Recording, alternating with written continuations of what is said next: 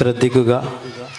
വേദിയിൽ അവതരിപ്പിക്കുന്ന 4 അവതരണങ്ങളും കൃത്യമായി ശ്രദ്ധിച്ച് കേൾക്കുക. നന്നായി ശ്രദ്ധിച്ച് കേട്ട് ശേഷം ചോദിക്കുന്ന 3 ചോദ്യങ്ങൾക്കുള്ള ഉത്തരം നിങ്ങളോട് അറിയിക്കുന്ന നമ്പറിലേക്ക് അയക്കുകയാണ് വേണ്ടത്. ഇപ്പോൾ അവതരണം നന്നായി ശ്രദ്ധിച്ച് കേൾക്കുക. അയക്കേണ്ട നമ്പർ അവതരണത്തിന് ശേഷം അറിയിക്കുന്നതാണ്.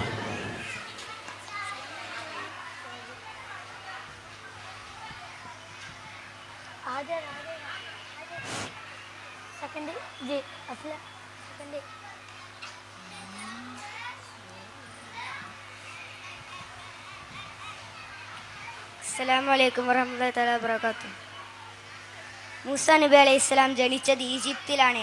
ആ കാലത്ത് ഈജിപ്തിലെ ഒരു ക്രൂര രാജാവായിരുന്നു ഫിർഔൻ. ഫിർഔൻ തൻ്റെ അനുയായികളോട് വളരെ മോശമായ രീതിയിലാണ് പെരുമാറിക്കൊണ്ടിരുന്നത്.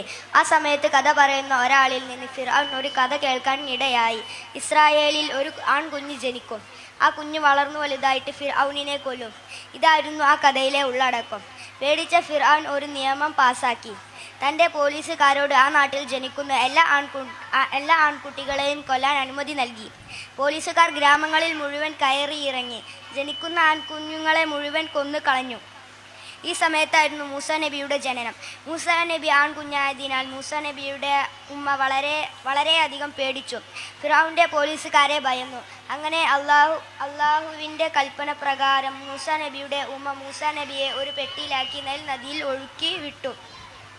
പെട്ടി ഒഴുകിപ്പോയി. ആ സമയത്ത് നദിയുടെ കരയിൽ ഇരിക്കുകയായിരുന്നു ഫിർഔനും തൻ്റെ ഭാര്യ ആസിയ ബീവിയും. ഒരു പെട്ടി ഒഴുകി വരുന്നത് കണ്ടു. അവർ ആ പെട്ടി എടുത്ത് അത് തുറന്നു നോക്കുമ്പോൾ അതിസുന്ദരമായ ഒരു കുഞ്ഞ് അതിൽ പുഞ്ചിരിച്ചു കിടക്കുന്നു. ആ കുഞ്ഞിനെ കണ്ടപ്പോൾ ഫിർഔൻ ആൺകുഞ്ഞായതുകൊണ്ട് കൊല്ലാൻ തീരുമാനിക്കുമ്പോൾ തൻ്റെ ഭാര്യ അത് തടയുന്നു. അവനെ കൊല്ലരുത്, അവൻ നമുക്ക് ഉപകാരപ്പെട്ടേക്കാം. നമുക്ക് നമ്മുടെ കുഞ്ഞായിട്ട് നമ്മുടെ കൂടെ വളർത്താം. താല്പര്യത്തോടെ അല്ലെങ്കിലും ഭാര്യയുടെ അഭിപ്രായം അയാൾ അംഗീകരിച്ചു.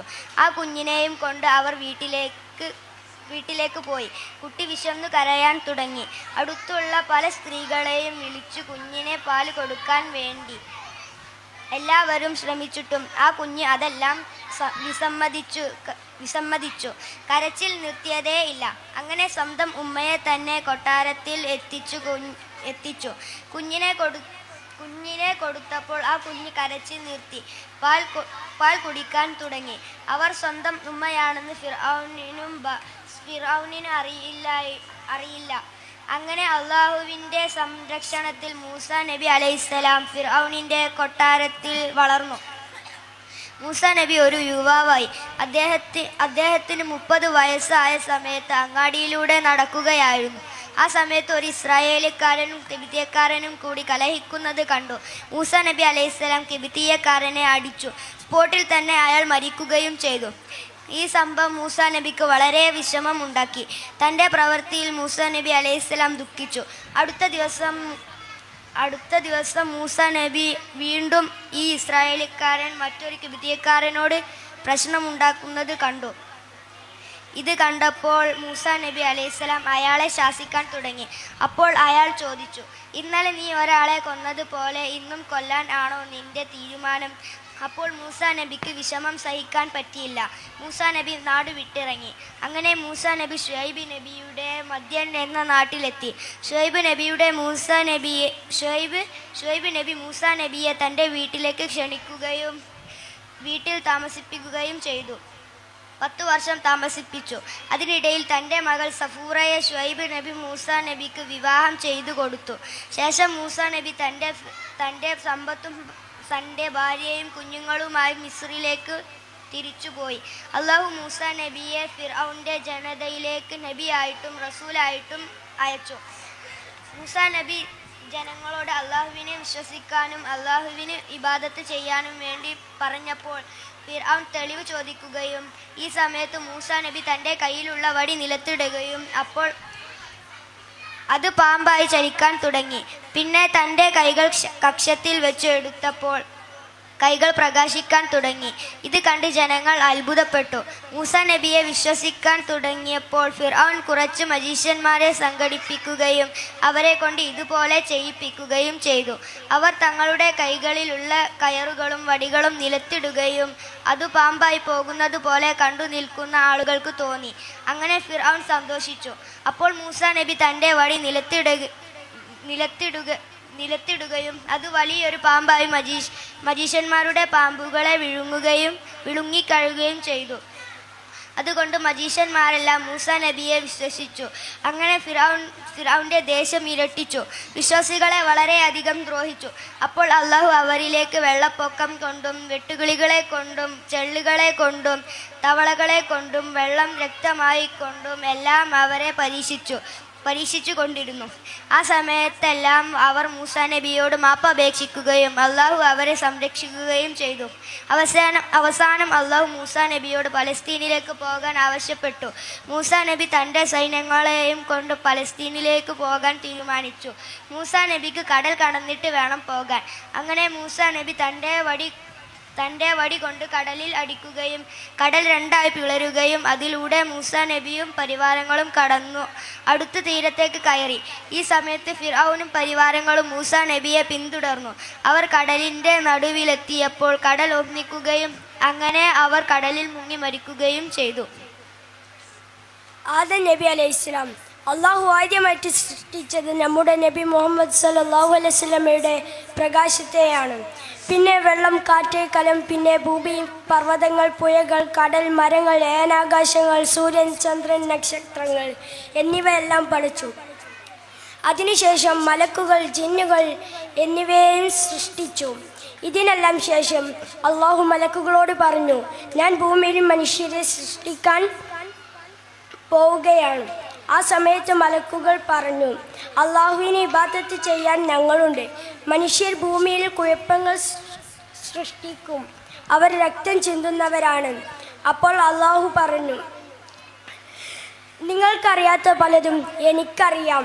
പിന്നെ അള്ളാഹു അസ്രായീൽ അലൈഹിസ്സലാമിനെ ഭൂമിയിലേക്ക് അയച്ചു. ഭൂമിയിൽ നിന്ന് മണ്ണെടുത്ത് ആകാശത്തേക്ക് കൊണ്ടുപോയി.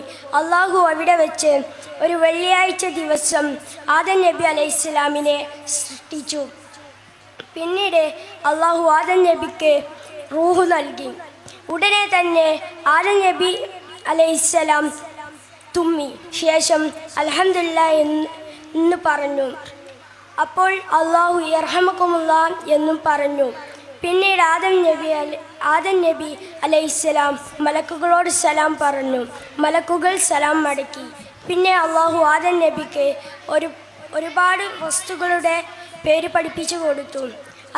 അതിനുശേഷം ആദം നബി അലൈഹിസ്സലാം ആ പേരുകളെല്ലാം മലക്കുകൾക്ക് പഠിപ്പിച്ചു കൊടുത്തു. ആ സമയത്ത് മലക്കുകൾ അത്ഭുതപ്പെട്ടു. പിന്നീട് ആദം നബിക്ക് ഒരു കൂട്ടായി അള്ളാഹു ഹവ്വ ബീവിയെ സൃഷ്ടിച്ചു. പിന്നീട് അള്ളാഹു ഹവ്വ ബീവിയെയും ആദം നബി അലൈഹിസ്സലാമിനെയും ഭൂമിയിലേക്ക് ഇറക്കി. ആദം നബി അലൈഹിസ്സലാം ഇന്ത്യയിലും ഹവ്വ ബീവിയെ ജിദ്ദയിലുമാണ് ഇറക്കിയത്. ആദം നബി അലൈഹിസ്സലാം ഇന്ത്യയിൽ നിന്നും നടന്ന് 40 ഹജ്ജ് നിർവഹിച്ചിട്ടുണ്ട്. ഭൂമിയിൽ കൃഷി ചെയ്ത് അവർ സന്തോഷത്തോടെ ജീവിച്ചു. ഇതിനിടയിൽ 20 തവണ ഹവ്വ ബീവി പ്രസവിച്ചു. 20 തവണയും ഇരട്ട കുട്ടികളാണ് പ്രസവിച്ചത്. ഒരു ആൺകുട്ടിയും ഒരു പെൺകുട്ടിയെയും ഓരോ പ്രസവത്തിലും ഈ ദമ്പതിമാർക്ക് ലഭിച്ചത്. ആദം നബി അലൈഹിസ്സലാമിൻ്റെ വഫാത്തിൻ്റെ സമയത്ത് 4 ലക്ഷം പേരക്കുട്ടികളാണ് അവർക്കുണ്ടായിരുന്നത്. വെള്ളിയാഴ്ച ദിവസമാണ് അദ്ദേഹം വഫാത്തായത്. വഫാത്തിൻ്റെ സമയത്ത് ആദം നബിക്ക് 1000 വയസ്സുണ്ടായിരുന്നു. നൂഹ് നബി അലൈഹിസ്സലാം അള്ളാഹുവിൻ്റെ പ്രവാചകനായി നിയമിക്കപ്പെട്ടു. അതിനുശേഷം തൻ്റെ ജനങ്ങളോട് നൂഹ് നബി അലൈഹിസ്സലാം അള്ളാഹുവിന് മാത്രം ഇബാദത്ത് ചെയ്യാൻ കൽപ്പിച്ചു. നൂഹ് നബി അലൈഹിസ്സലാം 950 വർഷമാണ് ജീവിച്ചത്. നൂഹ് നബി അലൈഹിസ്സലാം ജനങ്ങളോട് ഇതെല്ലാം കൽപ്പിച്ചിട്ടും അവരിൽ നിന്ന് വളരെ കുറച്ച് പേർ മാത്രമാണ് ഇസ്ലാം സ്വീകരിച്ചുള്ളൂ. അള്ളാഹു നബിയോടൊരു വലിയ കപ്പൽ നിർമ്മിക്കാൻ കൽപ്പിച്ചു. അങ്ങനെ നൂഹ് നബി അലൈഹിസ്സലാം ഒരു മലമുകളിൽ കപ്പൽ പണിയാൻ തുടങ്ങി. ഇത് കണ്ട അവിശ്വാസികളായ ജനങ്ങൾ നൂഹ് നബിയെ കളിയാക്കി. ഈ കപ്പൽ മലമുകളിൽ ഉണ്ടാക്കിയത് എങ്ങനെയാണ് ഒഴുകുക എന്നൊക്കെ പറഞ്ഞ് കളിയാക്കാൻ തുടങ്ങി. എന്നിട്ടും നൂഹ് നബി അലൈഹിസ്സലാം ക്ഷമിച്ചു. കപ്പൽ ഉണ്ടാക്കാനെന്ന് തന്നെ തീരുമാനിച്ചു. 3 നിലകളുള്ളൊരു വലിയ കപ്പലായിരുന്നു അത്. കപ്പലിൻ്റെ പണി പൂർത്തിയായപ്പോൾ അള്ളാഹു വലിയ രൂപത്തിൽ മഴ വർഷിപ്പിച്ചു. മഴ ശക്തമായി തുടർന്നു. വെള്ളം പൊങ്ങി മലമുകളിലെത്തി. അങ്ങനെ കപ്പൽ വെള്ളത്തിൽ ഒഴുകി. വന്യമൃഗങ്ങൾ താഴത്തെ നിലയിലും നടുവിൽ വിശ്വസിച്ച 80 പേരും മുകളിലത്തെ നിലയിൽ പെറ്റ് അനിമൽസ്. അങ്ങനെയാണ് കപ്പൽ ക്രമീകരിച്ചത്.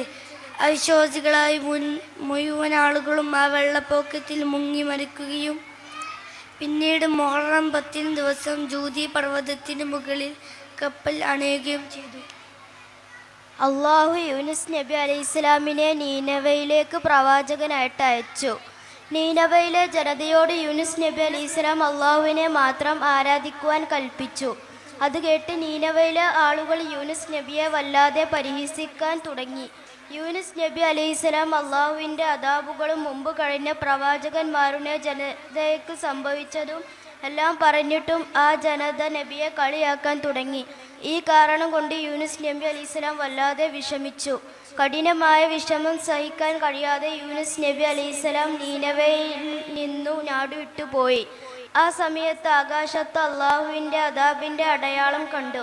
ആളുകൾ അത് കണ്ട് ഭയപ്പെട്ടു. ആ ജനത പെട്ടെന്ന് തന്നെ വിശ്വാസികൾ ആവുകയും ചെയ്തു.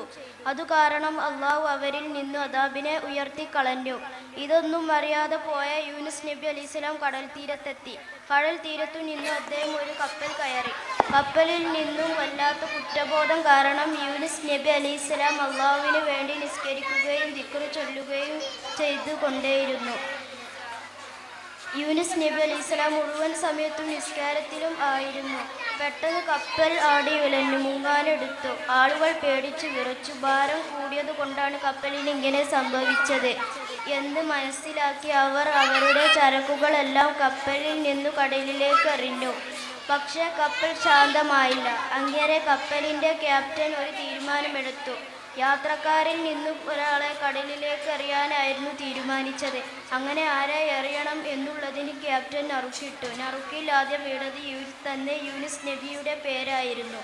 അപ്പോൾ ക്യാപ്റ്റൻ പറഞ്ഞു, മുഴുവൻ സമയത്തും ഇയാൾ നിസ്കാരത്തിലും ദിക്റുകളിലുമാണ് പറഞ്ഞു. മുഴുവൻ സമയത്തും ഇയാൾ നിസ്കാരത്തിലും ദിക്റിലുമാണ്.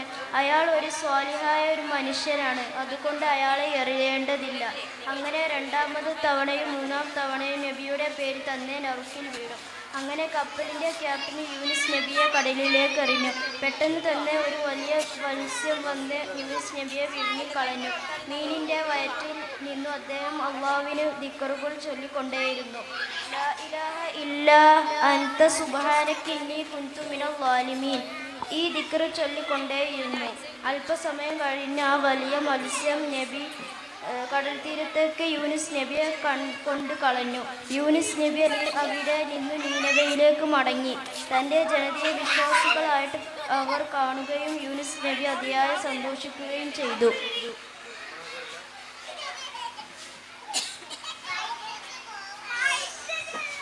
അസ്സലാമു അലൈക്കും വറഹ്മത്തുള്ളാഹി വബറകാതുഹു.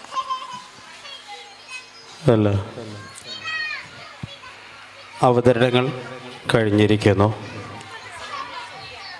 ഇനി ഈ അവതരണത്തിൽ നിന്നുള്ള 3 ചോദ്യങ്ങളാണ് നൽകുന്നത്. 3 ചോദ്യങ്ങൾക്കുള്ള ഉത്തരങ്ങൾ താഴെ പറയുന്ന നമ്പറിലേക്കാണ് നിങ്ങൾ അയക്കേണ്ടത്.